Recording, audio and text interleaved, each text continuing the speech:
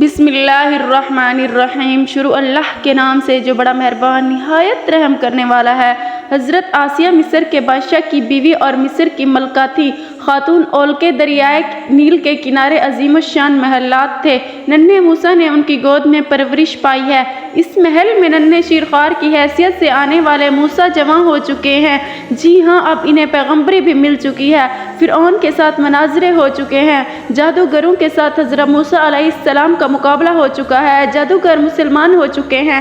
حضرت آسیہ جن کی گود میں، جن کے محل میں، آنگن میں پیغمبر پرورش پاتا رہا، آسیہ سے بڑھ کر ان کی شخصیت سے کون واقف ہو سکتا ہے؟ چنانچہ اللہ تعالیٰ کا آسیہ پر کرم ہوا اور انہوں نے موسیٰ علیہ السلام کو اللہ کا نبی مان لیا، اور موسیٰ علیہ السلام جس رب کو منوا رہے تھے، حضرت آسیہ نے اس رب کی توحید کا اعلان کر دیا۔ شوہر سٹ پٹا کر رہ گیا۔ فرعون کے غضب کا کوئی ٹھکانہ نہ رہا۔ اس نے اپنی بیوی کو بہت سمجھایا، مارا پیٹا مگر ناکام ہوا۔ آخرکار اس نے انتہائی اقدام کا فیصلہ کر لیا۔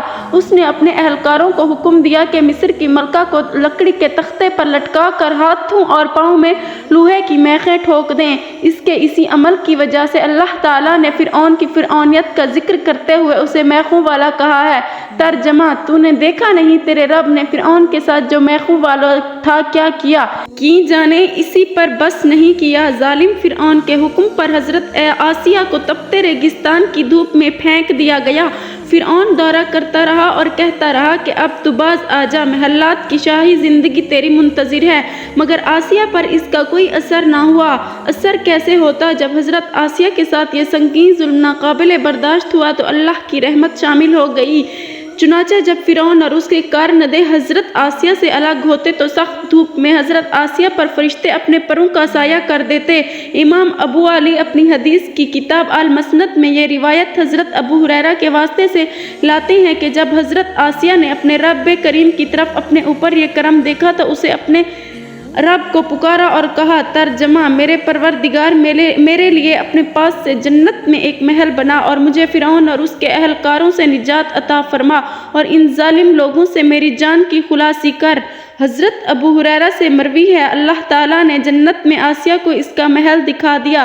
اللہ تبارک و تعالیٰ نے حضرت آسیہ کی فریاد سن لی۔ ان کی روح مٹی سے بنے ہوئے گوشت کے پنجرے سے آزاد ہو گئی اور سیدھی اللہ کے پڑوس جنت الفردوس میں محل میں جا پہنچی۔